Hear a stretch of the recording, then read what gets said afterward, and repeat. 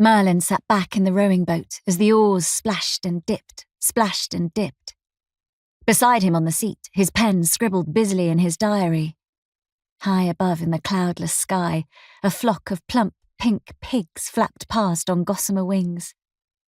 A winged fish leapt out of the sea sky, close enough to touch its shimmering scales, and performed a loop-the-loop, scattering drops of sea sky over Merlin's face before diving back down into the water. He leant over the side of the boat to watch the fish streak to join its flock, darting like a hummingbird through the translucent blue. Far below, at the very bottom of the sea sky, water clouds drifted. What would it be like to be that fish, to live in the sea sky, free to leap and play? More fun than being a boy on his way to Library Island for yet another boring lesson with a pile of fuddy-duddy books. Merlin turned to stare behind him once again, far across the sea sky, to where the dark shadow of an island crouched at the edge of the horizon, almost buried in heavy cloud. It seemed to tug at his eyes like a magnet. Had it always been there?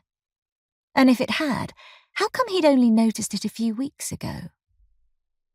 "To me," he ordered his diary and pen, and they floated into his hands. He shoved them into the pocket of his cloak and focused his attention on the oars again. "Row on," he told them. "Row to Library Island." And the oars obeyed him. Merlin lay back, his face to the sun. The boat slid past his friend Vincent's place, the wake from the oars sending tiny wavelets slapping against the wooden stilts which anchored the little house in the sea sky. There was no sign of Vincent's rowing boat. He must have already set off for Library Island. Merlin smirked. Vincent's magic couldn't make the oars row for him.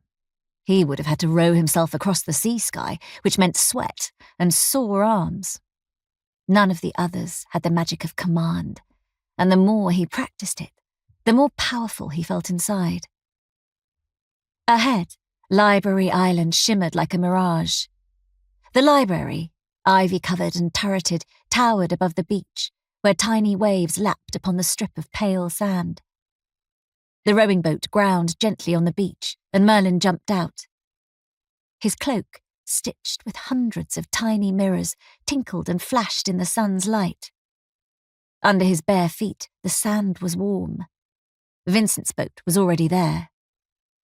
"Fasten," Merlin ordered the loop of rope lying in the bottom of the boat, and the rope rose like a snake and wriggled over the sand towards a tree, winding itself around a branch where Vincent's rope was already tied. Merlin turned and gazed one last time at the dark island, then set off up the beach towards the library.